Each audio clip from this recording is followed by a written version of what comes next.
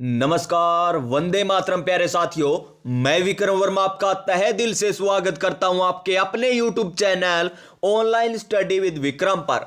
तो प्यारे साथियों, आप सभी स्वस्थ होंगे, मस्त होंगे और अगर आप रीट एग्जाम की तैयारी कर रहे हैं तो इस क्लास को पूरा देख लीजिएगा।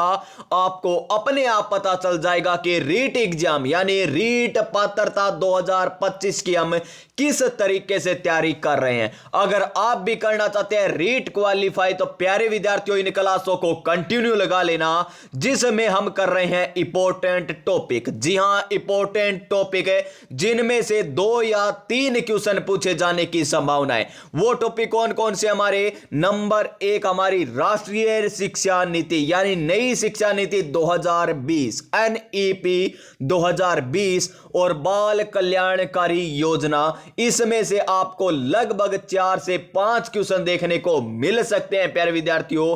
तो इन टॉपिकों को अच्छे तरीके से कर लीजिए और इन टॉपिकों को मैं अच्छे तरीके से ही करा रहा हूं, यानी आपको ये क्लासें लगा लेनी है क्योंकि हम कम समय में इन टॉपिक को करने वाले हैं। और इसकी एक क्लास आपकी हो चुकी है। अगर किसी साथी ने वो क्लास नहीं देखी तो इस क्लास को देखने के बाद उस क्लास को भी देख लेना, क्योंकि इस क्लास में मैं जो पहली क्लास में करवाया था उसका रिवीजन करवा दूंगा ताकि आपको आज की क्लास में कोई भी दिक्कत न आए। और यह क्लास पूरी देखने के बाद आप पहली क्लास भी देख लेना, क्योंकि उसमें आपको पूरे अच्छे तरीके से समझाया गया। तो चलिए प्यारे विद्यार्थियों, अगर आप कर रहे हो रीट L1 और L2 एग्जाम की तैयारी तो चलिए स्टार्ट करते हैं आज की नई क्लास, नई ऊर्जा, नई उमंग, नई मोटिवेशन के साथ। और आज का हमारा मोटिवेशन क्या है कि वक्त से लड़कर जो नसीब बदल दे, इंसान वही जो अपनी तकदीर बदल दे।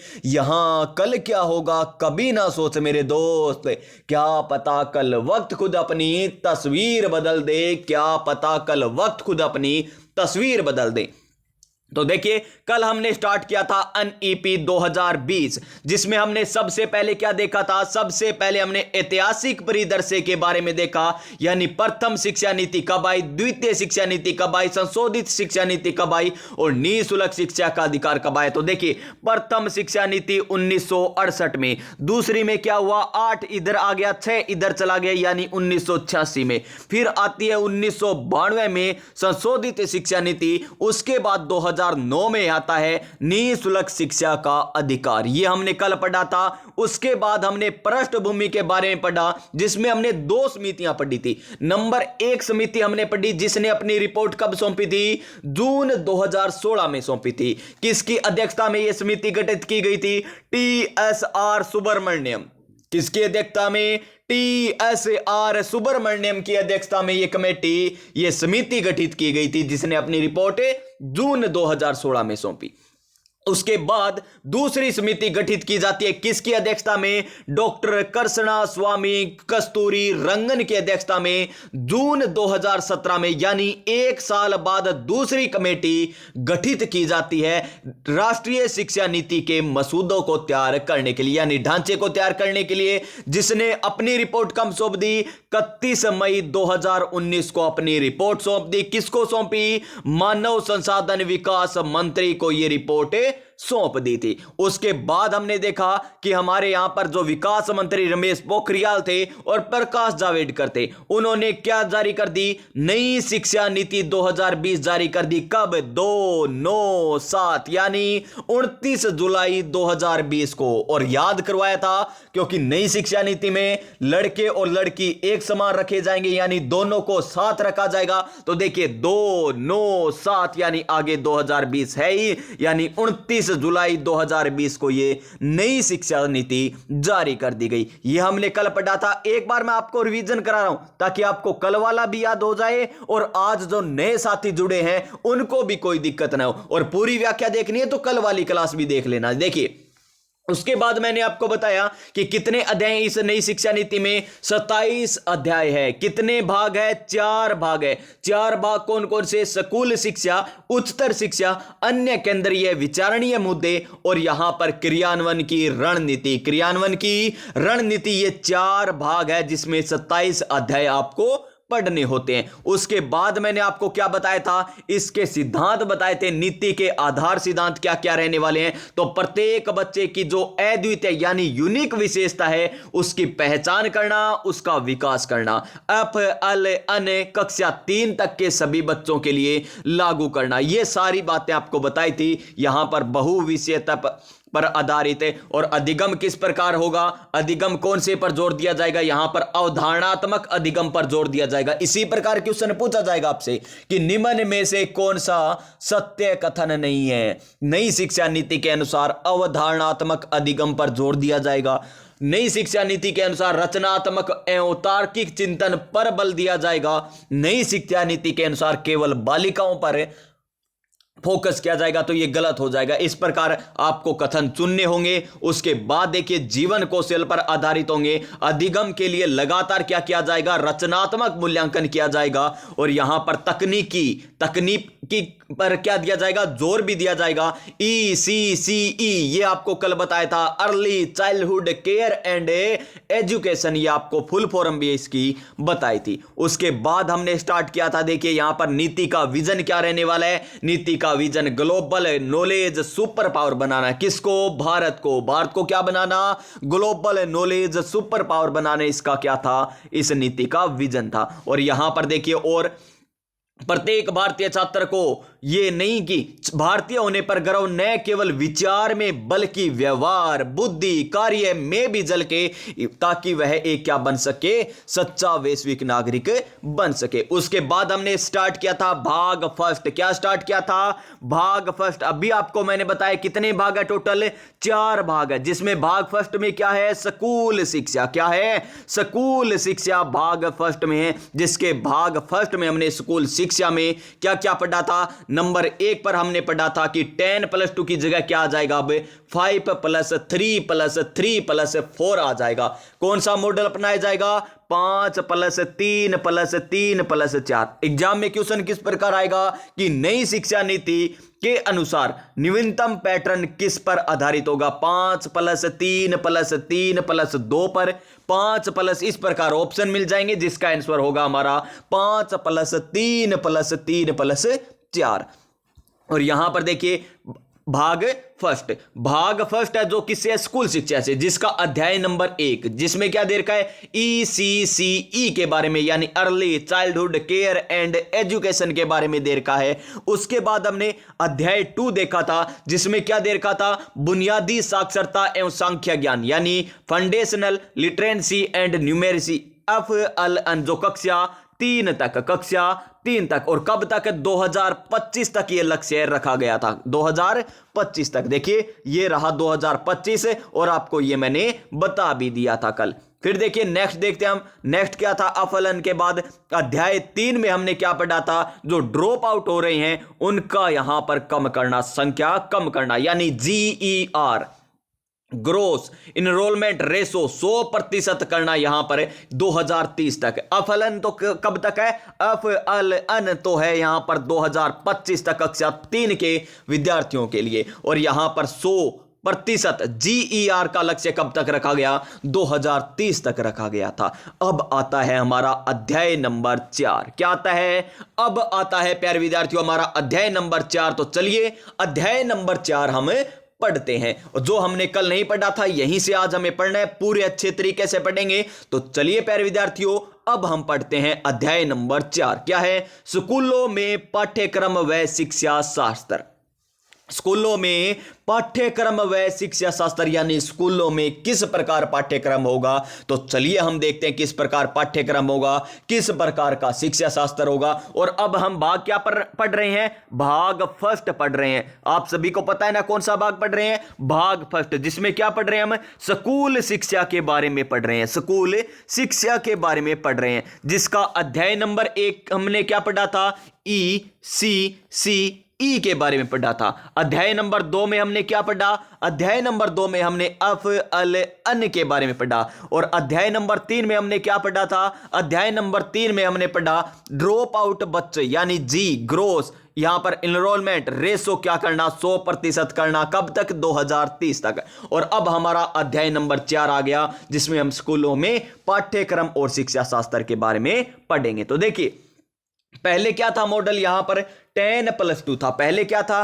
10+2 था। अब क्या अपना लिया गया, 5+3+4 बना लिया गया। अब देखिए इसको किस प्रकार, पहली जो स्टेज है यानी 5 वाली स्टेज है ना, उसको किस नाम से जाना जाएगा, उसे फाउंडेशन के नाम से जाना जाएगा। उस स्टेज को क्या कहेंगे, फाउंडेशन स्टेज कहेंगे। कौन सी स्टेज को, जो पहला 5 दे रखा है उसको हम कहेंगे फाउंडेशन स्टेज। क्या कहेंगे, फाउंडेशन स्टेज कहा जाएगा। जिसमें कौन कौन सी आयु वर्ग के छात्र शामिल होंगे, 0 से 6 वर्ष यानी और 6 से 8 वर्ष, यानी पहले में 0 से नहीं 3 से लेकर 8 वर्ष की आयु के बच्चे शामिल होंगे। किस स्टेज में, फाउंडेशन स्टेज में। अब आपसे क्वेश्चन इसी प्रकार पूछा जाएगा। क्वेश्चन किस प्रकार पूछा जाएगा, चलिए यहां पर मैं बता देता हूं ताकि आपको कोई भी दिक्कत नहीं आए कि फाउंडेशन स्टेज में किस वर्ष के आयु तक के बच्चों को रखा जाएगा।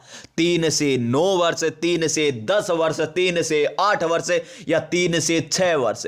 तो कौन सा आ जाएगा, 3 से 8 वर्ष के बच्चों को इसमें रखा जाएगा। कौन सी स्टेज में, फाउंडेशन स्टेज में। जिसमें कक्षाएं कौन कौन सी होगी, तो देखिए प्री स्कूल यानी आंगनवाड़ी कब तक, 3 साल के बच्चे के लिए होगी। 3 साल के लिए 3 साल हो जाएगा। देखिए 0 से 3, फिर 0 से 4, 0 से 5 और 0 से 6, कितने साल हो गए, 1 2 3, 3 साल हो गए। यानी 3 साल तक बच्चे को रखा जाएगा आंगनवाड़ी में। यानी 3 से स्टार्ट होगा, 4 तक तो 1 साल हो गया, फिर 4 से 5 तक 2 साल हो गया, 5 से 6 तक 3 साल हो गया। यानी 3 साल तक बच्चे को कहां पर, आंगनवाड़ी में रखा जाएगा या आंगनवाड़ी में एडमिशन होगा उसका। तो कौन सी स्टेज है ये, फाउंडेशन स्टेज है। उसके बाद उसकी उम्र हो जाएगी 6 वर्ष। कितनी हो जाएगी, 6 वर्ष।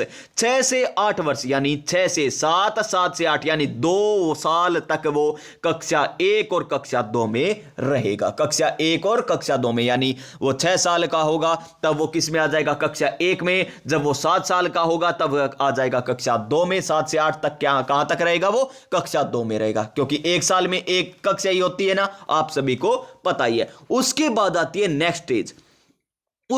उस स्टेज का नाम क्या है हमारा, प्रीपरेटरी। क्या, प्रीपरेटरी उसका नाम है। क्या है, प्रीपरेटरी। तो यहां पर ये है 3, क्या, पहला 5 आ गया फाउंडेशन का, उसके बाद 3 आता है प्रीपरेटरी स्टेज। कौन सी आती है, प्रीपरेटरी स्टेज, जिसमें 8 से 11 वर्ष तक के बच्चे शामिल होंगे। कौन होंगे, 8 से 11 वर्ष तक के बच्चे इसमें शामिल किए जाएंगे। किसमें, प्रीपरेटरी में। किसमें, प्रीपरेटरी में। अब आपसे पूछा जाए फाउंडेशन में किस वर्ष के आयु के बच्चे रखे जाएंगे, तो 3 से 8 वर्ष, और प्रीपरेटरी में 8 से 11 वर्ष तक के बच्चे। और कक्षा पूछे तो कक्षा 3 से 5, कक्षा 3 से 5 हो जाएगा। उसके बाद कौन सी आती है, उसके बाद आती है यहां पर मिडल।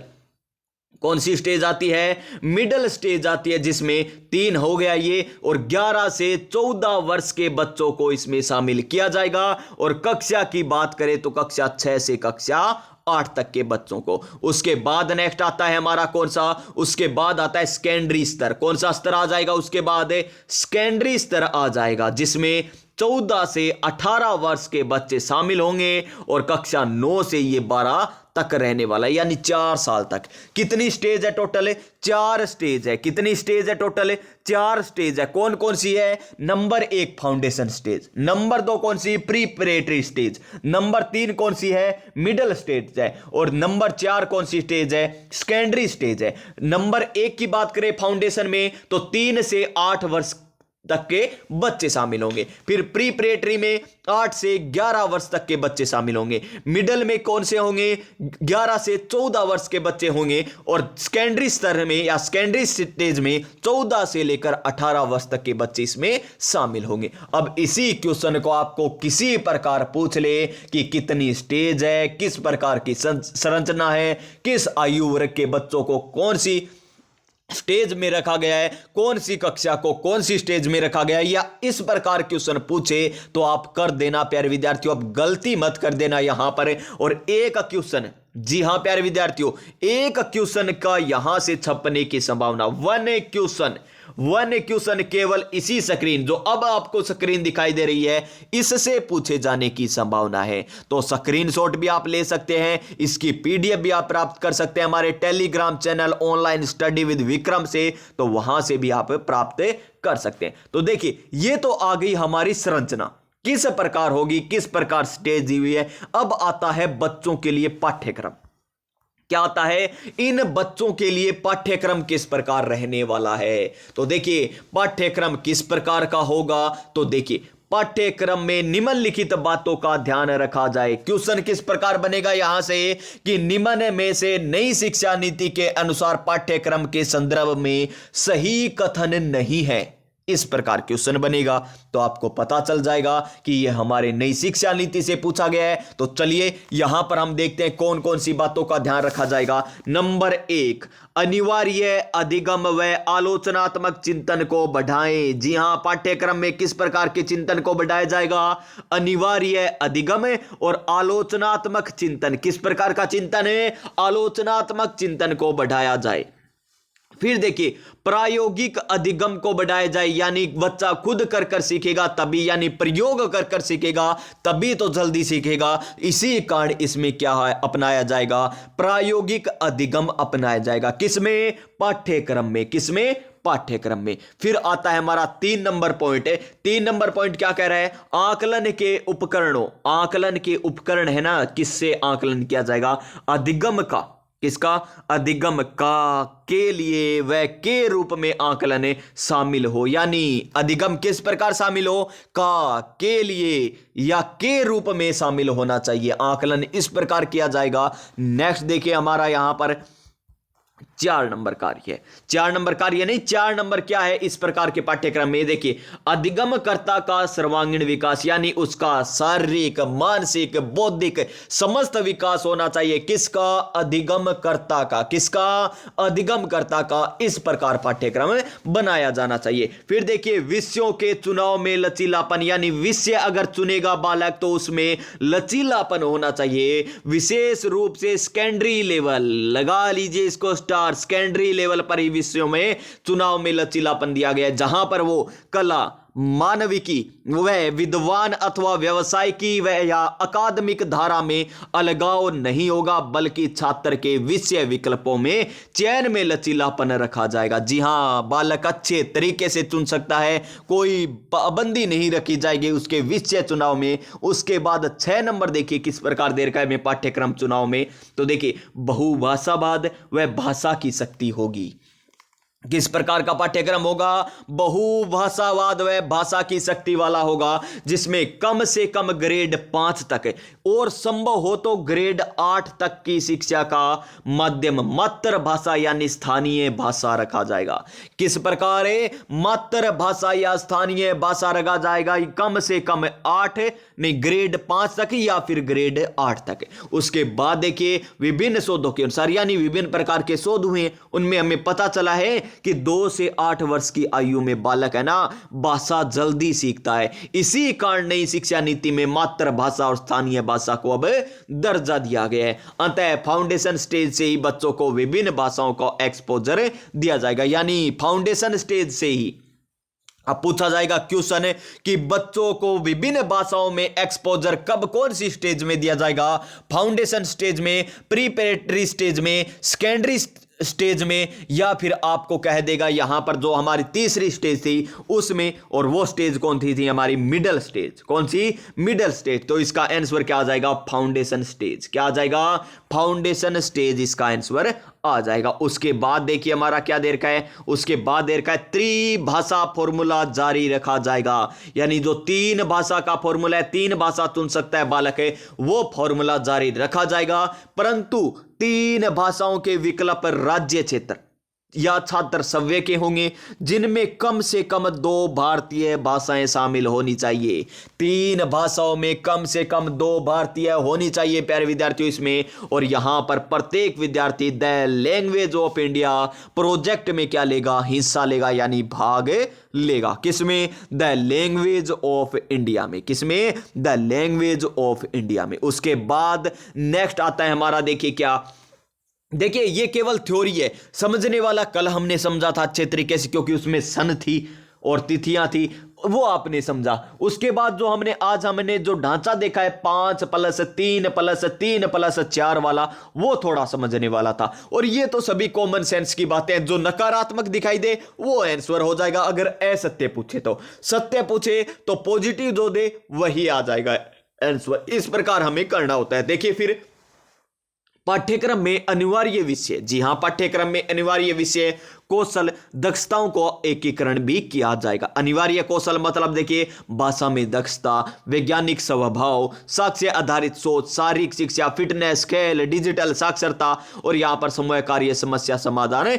व तार्किक रीजनिंग, संवैधानिक मूल्यों व मौलिक कर्तव्यों का ज्ञान, भारत का ज्ञान, पर्यावरण चेतना और स्वास्थ्य सामाजिक मुद्दे शामिल किए जाएंगे। यहां पर करंट से संबंधित भी बातें रखी जाएगी। आर्टिफिशियल इंटेलिजेंस यानी एआई पर आधारित यहां पर थिंकिंग रखी जाएगी। उसके बाद देखिए क्या कह रहा है यहां पर, कक्षा 6 से 8 इंपॉर्टेंट, कक्षा 6 से 8 में पढ़ने के दौरान सभी विद्यार्थी एक 10 दिन के बस्ता रहित पीरियड में भाग लेंगे, जिसमें वे बढ़ई, माली, कुम्हार, कलाकार आदि के साथ प्रशिक्षु के रूप में काम भी करेंगे। यहां पर देखिए, यहां पर बालक को उसके समाज में जोड़ने के लिए क्या क्या किया जा रहा है देखिए। और मिडिल स्तर पर कोडिंग संबंधी गतिविधियां भी शुरू की जाएगी। और यहां पर फिर देखिए नेक्स्ट, स्कूल शिक्षा के लिए राष्ट्रीय यानी नेशनल पाठ्यचर्या रूपरेखा यानी NCFSE 2020-21 क्षेत्रीय भाषाओं में की उपलब्ध करवाई जाएगी, जिसकी 5 से 10 वर्ष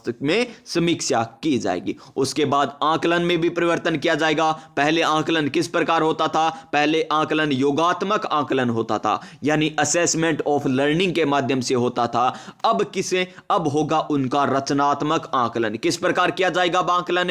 रचनात्मक आकलन पर क्या दिया जाएगा? बढ़ावा दिया जाएगा। पहले किस पर था? योगात्मक आकलन पर जोर दिया जाता था, और अब रचनात्मक आकलन। और प्रगति कार्ड देखिए किस प्रकार आएगा, किस प्रकार क्या क्या सीखा है। तो देखिए प्रगति कार्ड में एक समग्र 360 डिग्री बहुआयामी कार्ड होगा, जिसमें व्यवहार के तीनों पक्ष संज्ञानात्मक, भावनात्मक और क्रियात्मक यानी तीनों पक्ष शामिल किए जाएंगे, का बारीकी से किए गए विश्लेषण का विवरण तथा विद्यार्थी की विशेषताओं को समाविष्ट किया जाएगा। और इसमें स्वयं मूल्यांकन, सह पाठ्य मूल्यांकन और प्रोजेक्ट कार्य, खोज आधारित अध्ययन में प्रदर्शन, क्विज, रोल प्ले, समय कार्य, पोर्टफोलियो आदि शामिल किए जाएंगे। देखिए यहां पर हमने, उसके बाद देखिए परीक्षा में क्या कह रहे हैं। परीक्षा में रटने के बजाय समझने पर बल दिया जाएगा। देखिए कोचिंग और रटने के बजाय या मुख्य रूप से क्षमताओं, योग्यताओं का ही आकलन किया जाएगा। परीक्षा में इस प्रकार आकलन किया जाएगा।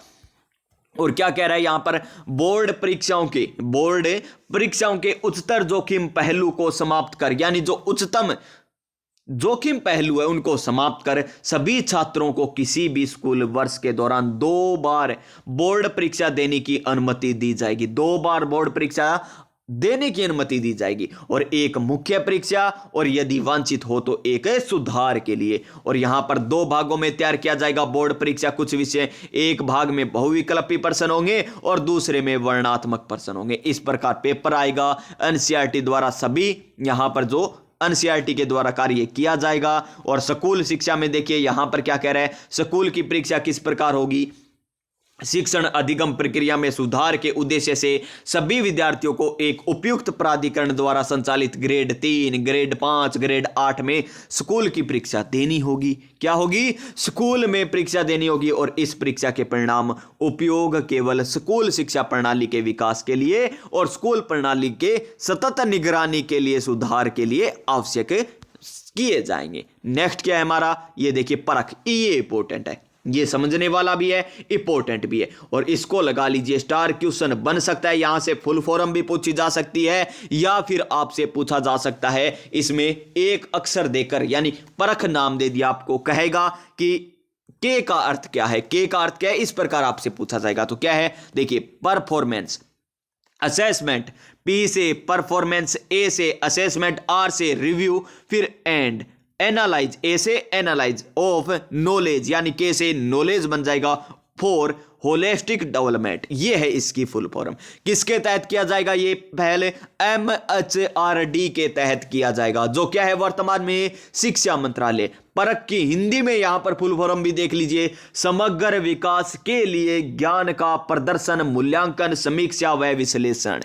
फुल फॉर्म आपसे पूछी जा सकती है परख की, क्या है दोबारा देख लीजिए, यहां पर क्या है, performance, assessment, review and analyse of knowledge for holistic development. क्या है, होलिस्टिक डेवलपमेंट। MHRD के तहत यहां पर मानक आकलन, क्या है, मानक आकलन निकाय के रूप में एक राष्ट्रीय मूल्यांकन केंद्र परख स्थापित किया जाएगा। ये क्या है, एक मूल्यांकन केंद्र है जो एक राष्ट्रीय स्तर का है, जो भारत के सभी मान्यता प्राप्त स्कूल बोर्डों के लिए मानदंड, मानक, दिशा निर्देश बनाने जैसे कुल मूल उद्देश्यों को पूरा करेगा, तथा साथ ही यह स्टेज अचीवमेंट सर्वे यानी SAS का मार्गदर्शन व नेशनल अचीवमेंट सर्वे NAS का संचालन भी करने वाला है। इंपॉर्टेंट है ये परख, क्योंकि इसकी फुल फॉर्म आपको फर्स्ट ग्रेड में भी पूछी जा चुकी है, सेकंड ग्रेड में भी पूछी जा चुकी है, तो आपके एग्जाम में भी पूछी जा सकती है। फिर देखिए जो अंटी होता है यानी राष्ट्रीय परीक्षण एजेंसी होती है,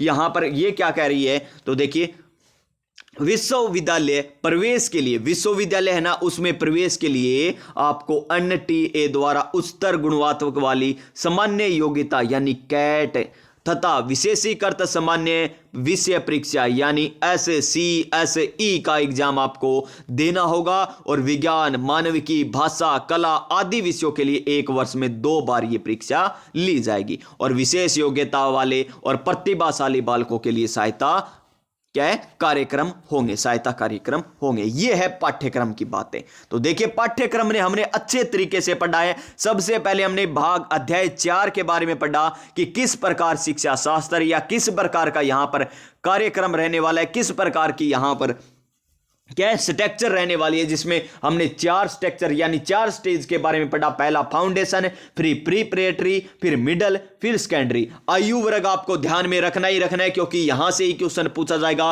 फाउंडेशन में 3 से 8 है, प्रीपरेटरी में 8 से 11 है, फिर यहां पर मिडल में 11 से 14 है, और सेकेंडरी में 14 से 18 वर्ष है। और कक्षा देख लीजिए, आंगनवाड़ी पहली और दूसरी तो आएगी फाउंडेशन स्टेज में, तीसरी, चौथी, 5वीं प्रीपरेटरी में, 6ठी, 7वीं, 8वीं आएगी मिडल में, और 9वीं, 10वीं, 11वीं, 12वीं आएगी सेकेंडरी में आ जाएगी। उसके बाद पाठ्यक्रम में किस प्रकार की बातों का ध्यान रखा जाएगा, ये आपको मैंने महत्वपूर्ण बिंदु बताए। कितने बताए, अभी देखिए यहां पर आपको मैंने बता दिए 9 महत्वपूर्ण बिंदु, ठीक है। उसके बाद आता है हमारा अध्याय 5। क्या आता है, अध्याय 5 आता है। देखिए भाग फर्स्ट पढ़ रहे हैं, मैं बार बार आपको बता रहा हूं कौन सा भाग पढ़ रहे हैं हम, भाग फर्स्ट पढ़ रहे हैं। भाग फर्स्ट में क्या है, स्कूल शिक्षा। क्या है, स्कूल शिक्षा के बारे में उल्लेख किया गया है। तो देखिए नंबर 1 पर हमने क्या देखा, नंबर 1 भाग फर्स्ट का अध्याय नंबर 1, अध्याय 1 में क्या देखा, ECCE देखा। फिर हमने क्या देखा नंबर 2 में, नंबर 2 में FLN देखा। नंबर 3 में हमने क्या देखा, नंबर 3 में हमने ड्रॉप आउट बच्चे यानी ड्रॉप आउट बच्चों को कम करना, यानी जी ग्रोस इनरोलमेंट रेशो को 100% करना, कब तक, 2030 तक। फिर 4 नंबर में हमने क्या देख लिया, यहां पर पाठ्यक्रम और शिक्षा शास्त्र के बारे में देख लिया। अब 5 नंबर आता है शिक्षक के बारे में, यानी जो स्कूलों में पढ़ाएंगे शिक्षक, उनके लिए क्या क्या होना चाहिए, शिक्षक किस प्रकार होंगे, उनमें किस प्रकार की योग्यता होनी चाहिए, ये हम बातें करेंगे। यानी आप जिस एग्जाम की तैयारी कर रहे हो ना, आप में क्या क्या गुणवत्ता होनी चाहिए, किस प्रकार योग्यता होनी चाहिए, वो हम देखेंगे नई शिक्षा नीति के अनुसार। तो देखिए नंबर 1 पॉइंट, उत्कृष्ट विद्यार्थियों के शिक्षण के पेशे में भर्ती हेतु 4 वर्षीय एकीकृत बीएड कार्यक्रम को प्रोत्साहित करना। यानी अब 4 वर्षीय एकीकृत बीएड होगी, यानी पहले 3 साल बीएससी का पाठ्यक्रम, लास्ट में बीएड होती है ना, 4 साल का होता है, अब 4 साल का हो चुका है। पहले 3 साल हम ग्रेजुएशन करते थे, फिर 2 साल की बीएड की जाती थी, उसके स्थान पर यह 4 वर्षीय एकीकृत बीएड कार्यक्रम। उसके बाद देखिए यहां पर क्या कह रहे हैं, स्कूल या स्कूल कॉम्प्लेक्स द्वारा स्थानीय विशेषज्ञों को विशेष प्रशिक्षक के रूप में रखने के लिए प्रोत्साहित करना। ठीक है जी। शिक्षकों को विभिन्न माध्यम से सतत व्यवसायिक विकास यानी सीपीडी कार्यक्रम में भाग लेना होगा। कौन से कार्यक्रम में भाग लेना होगा? शिक्षकों को सतत व्यवसायिक विकास में भाग लेना होगा, जिसमें प्रत्येक वर्ष स्वेच्छा से न्यूनतम 50 घंटे भाग लेना आपका अपेक्षित होगा। 50 घंटे न्यूनतम, यानी 50 घंटे न्यूनतम आपको भाग लेना ही होगा। उसके बाद देखिए शिक्षक के करियर मैनेजमेंट प्रोग्रेस सीएमपी हेतु उसकी पदोन्नति व वेतन वृद्धि की जानी चाहिए। जी हां, उसके करियर मैनेजमेंट प्रोग्रेस के आधार पर ही पदोन्नति होगी और वेतन वृद्धि होगी। एनसीटीई के सामान्य मानक परिषद यानी जीईसी के तहत पुनर्गठित राष्ट्रीय मानक सेटिंग बॉडी द्वारा राष्ट्रीय व्यावसायिक मानकों को एक मार्गदर्शक सेट 2022 में जारी किया जाएगा, जिसकी समीक्षा 2030 तक की जाएगी। ठीक है जी। और शिक्षक की शिक्षा किस प्रकार होनी चाहिए तो देख लीजिए, शिक्षक शिक्षा को 2030 तक बहुविषयक कॉलेज व विश्वविद्यालय में सम्मिलित किया जाएगा। ठीक है जी। 2030 तक न्यूनतम 4 वर्षीय एकीकृत बीएड डिग्री होनी चाहिए। एकीकृत बीएड डिग्री प्रदान करने वाली संस्था से ही 2 वर्षीय बीएड कार्यक्रम प्रदान किया जाएगा।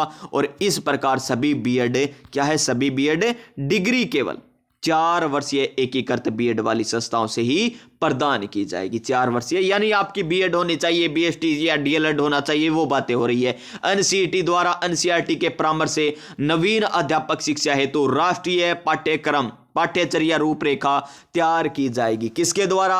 एनसीटीई के द्वारा, एनसीटीई के द्वारा, एनसीटीई के द्वारा। किसकी सहायता से? एनसीईआरटी की सहायता से या एनसीईआरटी के परामर्श से ये राष्ट्रीय पाठ्यक्रम रूपरेखा ये तैयार की जाएगी। उसके बाद आता है हमारा अध्याय नंबर 6। 1 नंबर हमने पढ़ा अध्याय जिसमें हमने ECCE के बारे में पढ़ा। 2 नंबर अध्याय पढ़ा अफ अल अन के बारे में पढ़ा। 3 नंबर अध्याय पढ़ा हमने ड्रॉप आउट के बारे में, ड्रॉप आउट के यानी GER के बारे में पढ़ा।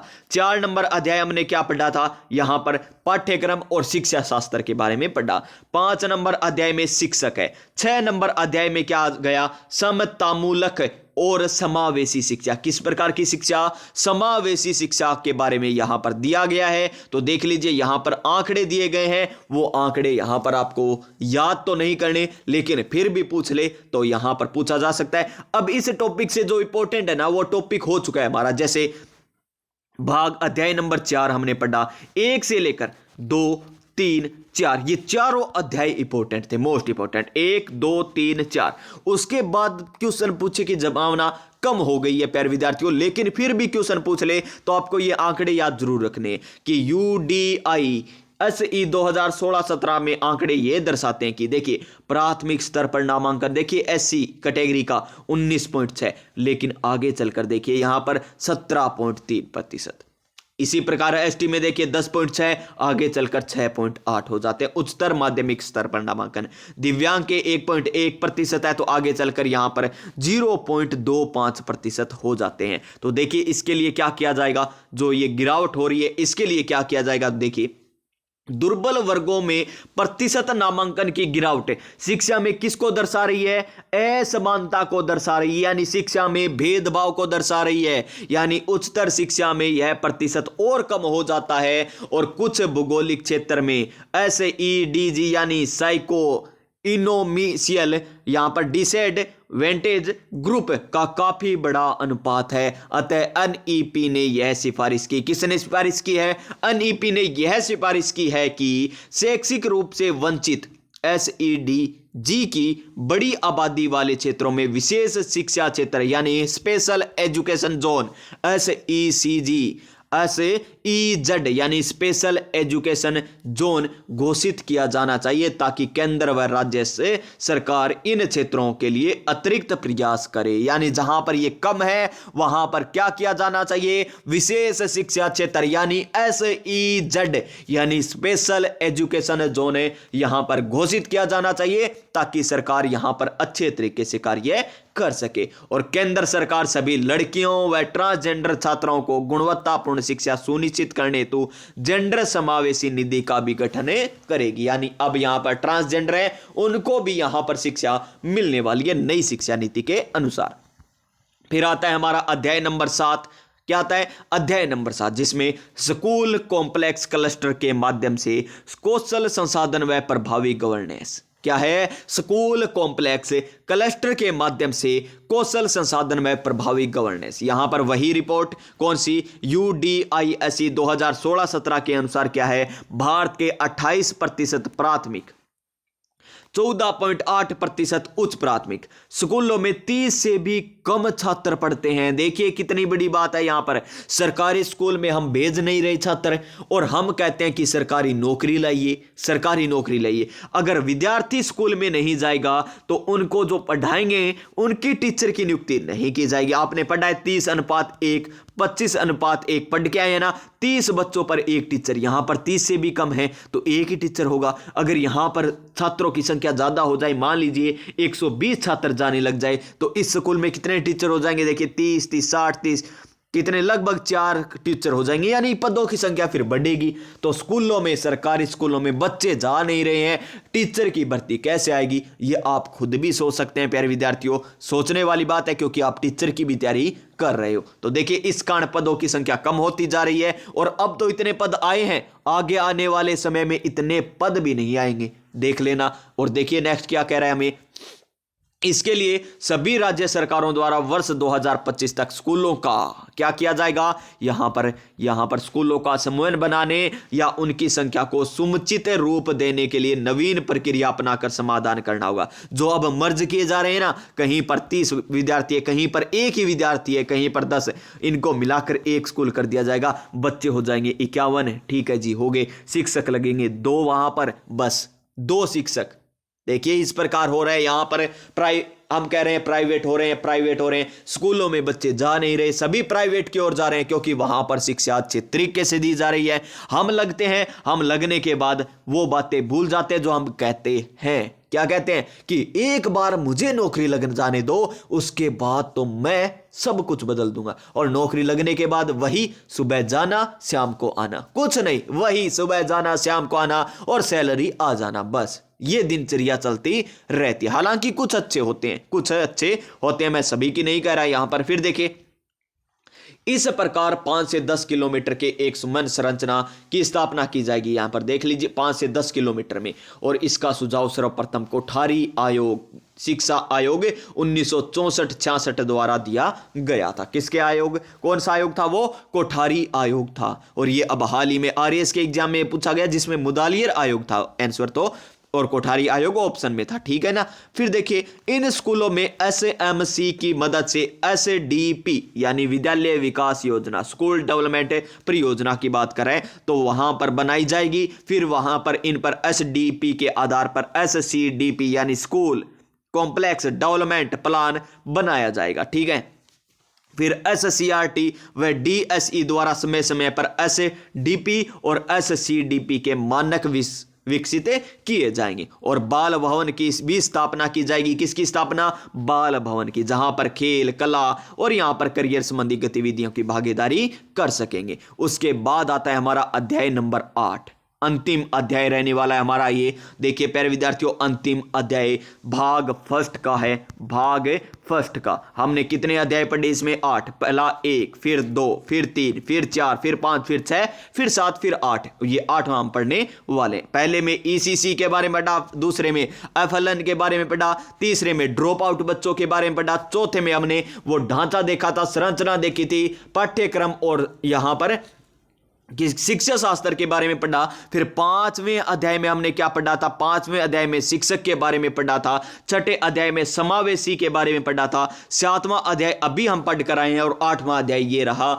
स्कूली शिक्षा के लिए मानक निर्धारण और प्रमाणन। यानी स्कूली शिक्षा के लिए क्या क्या मानक निर्धारण किए गए हैं तो देख लीजिए। स्कूल शिक्षा विभाग, स्कूल शिक्षा विभाग स्कूल शिक्षा का सर्वोच्च राज्य स्तरीय निकाय है। ठीक है जी, स्कूल शिक्षा विभाग क्या है? स्कूल शिक्षा का। अब पूछा जा सकता है क्वेश्चन किस प्रकार कि स्कूल शिक्षा, क्या स्कूल शिक्षा का सर्वोच्च राज्य स्तरीय निकाय कौन सा है? तो स्कूल शिक्षा विभाग है। कौन है? स्कूल शिक्षा विभाग। वो क्या करेगा? जो सार्वजनिक शिक्षा प्रणाली के निरंतर सुधार के लिए समग्र निगरानी और नीति निर्धारण के लिए जिम्मेदार होगा जी। सार्वजनिक शिक्षा प्रणाली के सेवा प्रावधान व शैक्षिक संचालन की जिम्मेदारी स्कूल शिक्षा निदेशालय की होगी। ठीक है जी। राज्यों, केंद्र शासित प्रदेशों द्वारा स्कूल स्टेट स्टैंडर्ड अथॉरिटी यानी SSA, स्कूल एस से स्टेट, एस से स्टैंडर्ड, ए से अथॉरिटी की स्थापना की जाएगी जो न्यूनतम व्यावसायिक व गुणवत्ता मानक का निर्धारण करे प्यारे विद्यार्थियों। और यहां पर देख लीजिए, अब हमारा अंतिम चल रहा है ये तो भाग। तो देखिए, राज्य में अकादमिक मानकों व पाठ्यक्रम सहित शैक्षणिक मामले SCERT के नेतृत्व में होंगे और SAS का संचालन करना चाहिए यहां पर, यानी राज्य आकलन सर्वे। और SCERT सभी हितधारकों के साथ साथ व्यापक परामर्श के बाद स्कूल गुणवत्ता मूल्यांकन और प्रत्यापन फ्रेमवर्क यानी SQAAF।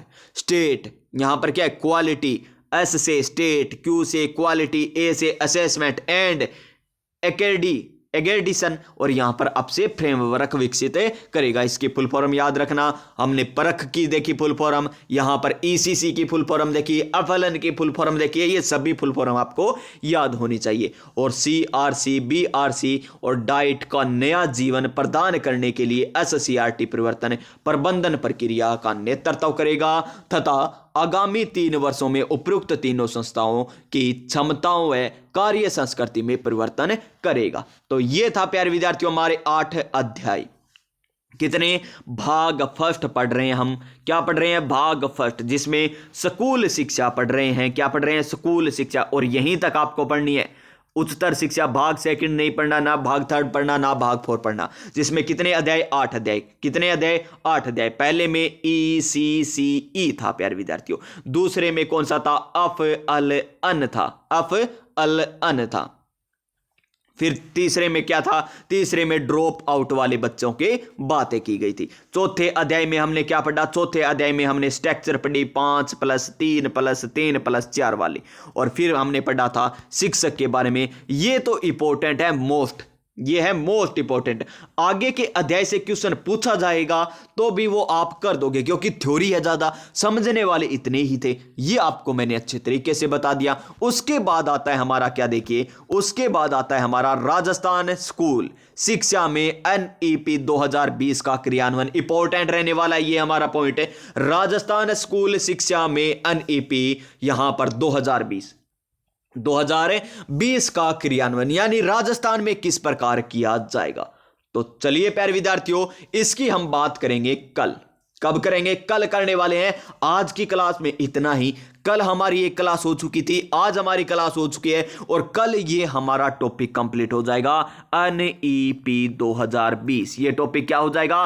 कंप्लीट। उसके बाद हम क्या करेंगे? उसके बाद हम करने वाले हैं, ये देखिए हमारी जो योजनाएं दे रखी है राज्य में, केंद्र व राज्य सरकार के विद्यार्थी कल्याणकारी योजनाएं व पुरस्कार। देखिए शानदार योजनाएं, मिड डे मील योजना पढ़ेंगे, निपुण की फुल फॉर्म भी देखेंगे और ये योजना भी पढ़ेंगे। उसके बाद हम देखिए निःशुल्क यूनिफॉर्म जो मिलती है, व्यावसायिक शिक्षा योजना किस प्रकार आई है, राजीव गांधी डिजिटल योजना के बारे में हम पढ़ेंगे। संपूर्ण योजना पढ़ने वाले हैं। तो प्यारे विद्यार्थियों, आज की क्लास आपको किस प्रकार लगी? क्लास अच्छी लगी हो तो क्लास को लाइक कीजिएगा। चैनल पर पहली बार आए हैं तो चैनल को सब्सक्राइब कर लीजिएगा और पास में जो बेल आइकन है उसे दबा दीजिएगा ताकि आने वाली प्रत्येक क्लास का नोटिफिकेशन आपको मिल सके। मिलेंगे नेक्स्ट क्लास में, तब तक जय हिंद, जय भारत।